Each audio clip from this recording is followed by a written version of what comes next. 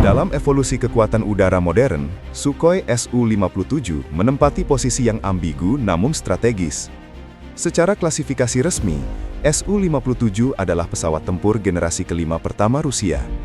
Namun dalam praktik pengembangan, pengujian dan penggunaannya, pesawat ini sering dipandang bukan sebagai produk akhir, melainkan sebagai platform transisi yang berfungsi sebagai wahana eksperimen menuju pesawat tempur generasi ke-6 Rusia. Pandangan ini tidak lahir dari spekulasi semata, melainkan dari analisis terhadap filosofi desain, pendekatan teknologi, serta pola produksi dan pengujian yang diterapkan pada Su-57 sejak awal programnya. Berbeda dengan Amerika Serikat yang mengembangkan pesawat generasi kelima sebagai tulang punggung armada dalam jumlah besar, Rusia memasuki era ini dengan pendekatan yang lebih berhati-hati dan pragmatis. Keterbatasan ekonomi, dinamika geopolitik, serta kesadaran bahwa paradigma peperangan udara sedang mengalami perubahan besar, mendorong Rusia untuk tidak menjadikan Su-57 sebagai platform yang sepenuhnya final. Sebaliknya, pesawat ini dirancang sebagai sistem yang dapat berevolusi, menyerap teknologi baru, dan berfungsi sebagai laboratorium terbang bagi konsep tempur masa depan. Salah satu alasan utama Su-57 dianggap sebagai eksperimen menuju generasi ke-6 terletak pada arsitektur avioniknya yang bersifat modular dan terbuka. Pesawat ini dirancang agar subsistemnya dapat diperbaharui tanpa memerlukan perubahan struktural besar. Pendekatan ini sangat relevan dengan karakter pesawat generasi ke-6 yang diperkirakan akan mengalami modernisasi berkelanjutan berbasis perangkat lunak, kecerdasan buatan, dan integrasi jaringan. Dalam konteks ini, Su-57 menjadi sarana uji untuk memahami bagaimana arsitektur terbuka dapat diterapkan secara efektif pada pesawat tempur berperforma tinggi. Kemampuan integrasi sensor pada Su-57 juga menunjukkan orientasi masa depan. Pesawat ini menggabungkan radar AESA utama, radar L-band di sayap, sistem pencari inframerah IRST, serta berbagai sensor pasif dan aktif lainnya. Tujuan integrasi ini bukan hanya meningkatkan kesadaran situasional pilot, tetapi juga menguji konsep sensor fusion tingkat lanjut, di mana pesawat berfungsi sebagai simpul informasi dalam jaringan tempur yang lebih luas. Konsep tersebut merupakan ciri utama pesawat generasi ke-6 yang tidak lagi beroperasi secara terisolasi, melainkan sebagai bagian dari ekosistem tempur multidomain. Aspek paling nyata yang menghubungkan Su-57 dengan generasi ke-6 adalah perannya dalam pengujian konsep manned-unmanned teaming. Rusia menggunakan Su-57 sebagai platform utama untuk mengendalikan dan berkoordinasi dengan drone tempur S-70 Okhotnik B. Melalui uji terbang bersama dan simulasi misi, Rusia mengevaluasi bagaimana pesawat berawak dapat mengarahkan wahana tak berawak sebagai pengganda kekuatan.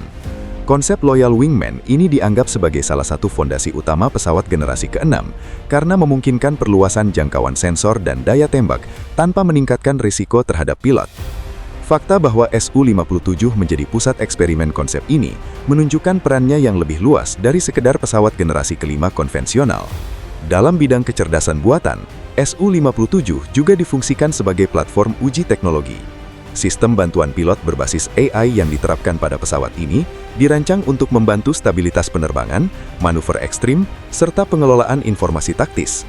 Walaupun tingkat otonominya masih terbatas, eksperimen ini penting untuk memahami interaksi manusia-mesin dalam lingkungan tempur berintensitas tinggi. Pesawat generasi ke-6 diperkirakan akan sangat bergantung pada AI sebagai kopilot virtual dan pengelola sistem kompleks.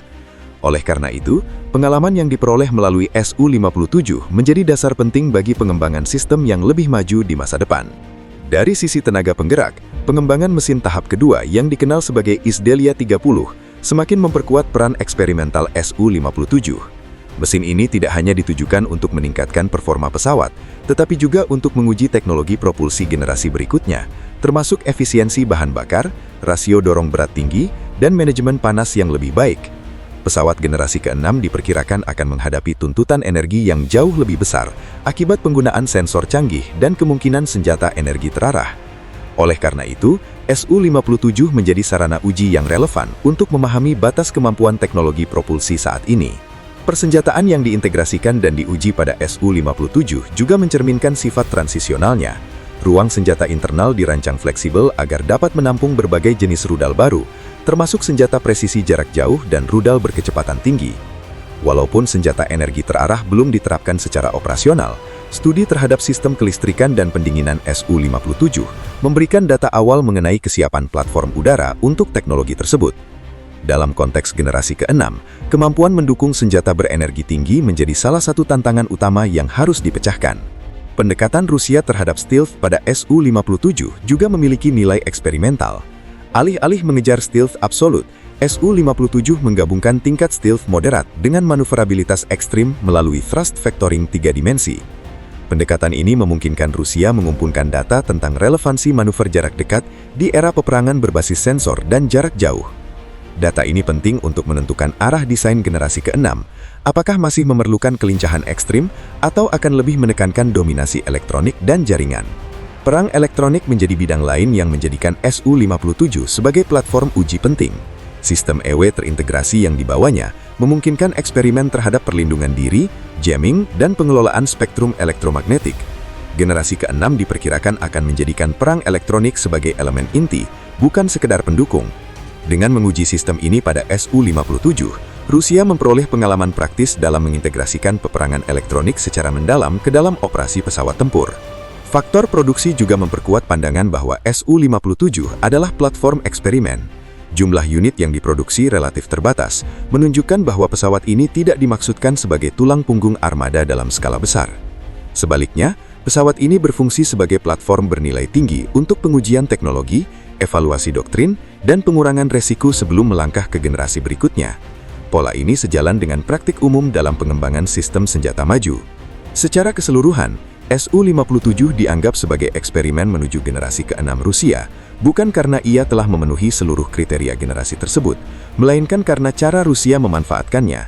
Pesawat ini diperlakukan sebagai wahana pembelajaran strategis, tempat menguji teknologi, konsep, dan filosofi tempur yang akan membentuk pesawat masa depan.